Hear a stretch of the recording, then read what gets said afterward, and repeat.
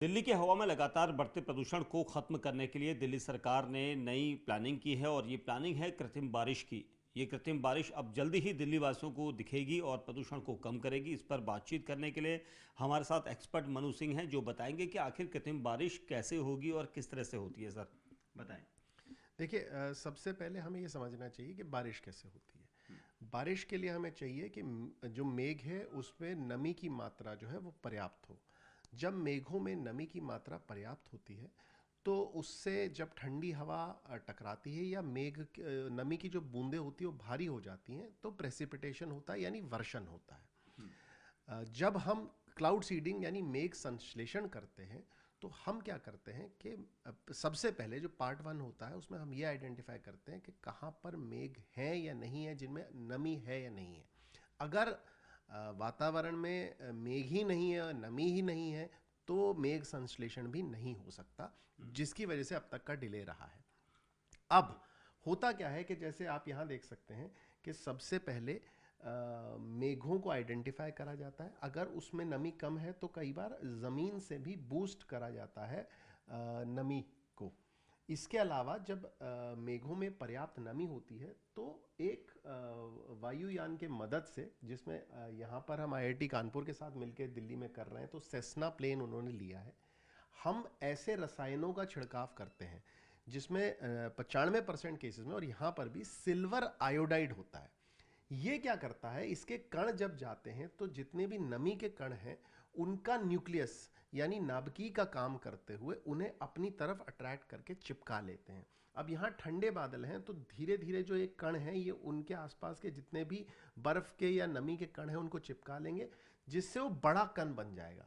अब बड़ा कण बनेगा तो भारी हो जाएगा और भारी होकर नीचे गिरेगा तो वर्षण या ओले में तब्दील हो जाएगा। इसे ही हम क्लाउड सीडिंग या मेघ संश्लेषण कहते हैं। तो जब वो नीचे गिरता है तो अपने साथ जो बाकी बड़े सस्पेंडेड एयर पार्टिकल्स हैं, PM2.5 है, PM10 है, जो प्रदूषक हैं उनको भी अपने साथ ले आता है और क्या कहते हैं, एटमॉस्फेयर से हटाकर पृथ्वी पर ले आता है, जिसकी वजह से वायु में की गुणवत्ता अच्छी हो जाती है।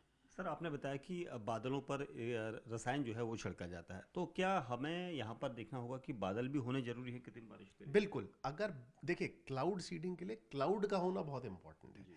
अगर बादल नहीं है तो हम क्लाउड सीडिंग नहीं कर नहीं कर सकते हैं। सकते। और काफ़ी बार पहले प्रयास भी हुआ है, कई बार गलत भी रहा है। आपने देखा पिछले वर्ष दुबई में बहुत ज़्यादा वो आउट ऑफ कंट्रोल हो गया था, जिसकी वजह से बाढ़ आ गई थी।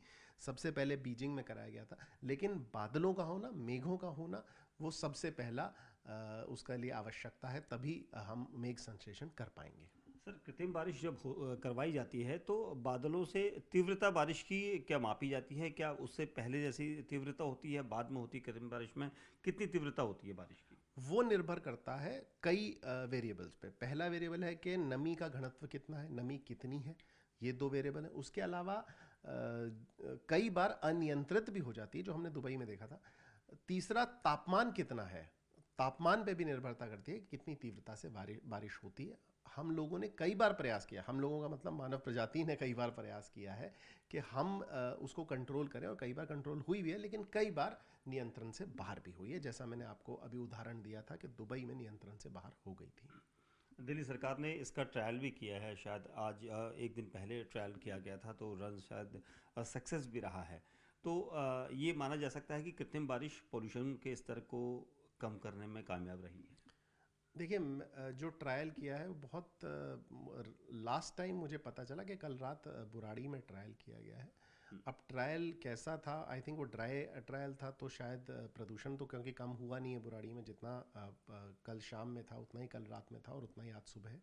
लेकिन ड्राई ट्रायल में जनरली कम होता भी नहीं, क्योंकि 3-4 मिनट का ट्रायल होता है। लेकिन हाँ, अगर वर्षण अच्छा हुआ तो AQI बिल्कुल ठीक रहेगी। काफ़ी हद तक, कम से कम 150 से 200 पॉइंट नीचे आ जाइए। अगर वर्षण अच्छा रहता है, आधे घंटे की बारिश हो पाती है। लेकिन हमें जो खासकर ध्यान देना है कि ये कोई दीर्घकालिक जो है ये सॉल्यूशन नहीं है। जब तक हम प्रदूषक को लेके, प्रदूषण को लेके, उनके उत्सर्जन को लेके एक समग्र चिंतन नहीं करते हैं, और समग्र वैज्ञानिक चिंतन से हम उसका निष्कर्ष नहीं निकालते हैं, क्योंकि पराली इस साल भी जलाई गई, फिर हमने देखा किस प्रकार पटाखे जलाए गए। जो दिल्ली एनसीआर का वाहनों द्वारा उत्सर्जन है उसमें भी कोई ख़ास हम नियंत्रण नहीं कर पाए, बल्कि हमें सबको पता है कि त्योहार का समय चल रहा था, उस समय कितने ट्रैफिक जाम थे, तो उत्सर्जन भी बढ़ा हुआ था। लास्ट मोमेंट में आके ग्रैप वन लगा लेकिन उसके बावजूद मैं आपको कह सकता हूँ कि धड़ल्ले से नियंत्रण कार्य, वो निर्माणाधीन कार्य होते रहे, जिससे डस्ट का उत्सर्जन भी हुआ। तो जब तक इन सब जो कारण है उनको हम नहीं देखेंगे, उनका समाधान नहीं करेंगे, उन पे रोक नहीं लगाएंगे, तब तक ये सिर्फ एक सिम्टोमेटिक क्योर मैं इसको मानता हूँ। सर एक आखिरी सवाल और कि कृत्रिम बारिश जब करवाई जाती है तो कितना समय तक ये रहेगी बारिश? एक होता है कि बादल लगे हैं तो उमड़ घुमड़ रहे हैं और लगातार बारिश सुबह से लेकर कई घंटे तक हुई, तो कृत्रिम बारिश भी इसी तरह से होगी या कुछ घंटे का एक टाइमिंग रहता है इसका? देखिए, वो भी फिर निर्भर करता है कि नमी कितनी है। इस समय नमी इतनी ज़्यादा है नहीं, तो ज़्यादा लंबे अंतराल तक बारिश हो ये नहीं होगा। और दूसरी बात, इसका जो प्रभाव है, अगर हमने उत्सर्जन को ख़त्म नहीं किया तो फिर 4-5 दिन बाद वही स्थिति आ जाएगी। कुछ ही देर के लिए हमें जिसे मैं मानता हूँ कि हमें राहत मिलेगी। उसके बाद अगर हमने उत्सर्जन को कम नहीं किया तो दोबारा तिबारा चौथी बार हमें कृत्रिम वर्षा करानी पड़ेगी। और मैंने पहले भी आपको कहा कि कुछ भी है ये प्रकृति के साथ खिलवाड़ ही, हमें ये छेड़छाड़ नहीं करनी चाहिए।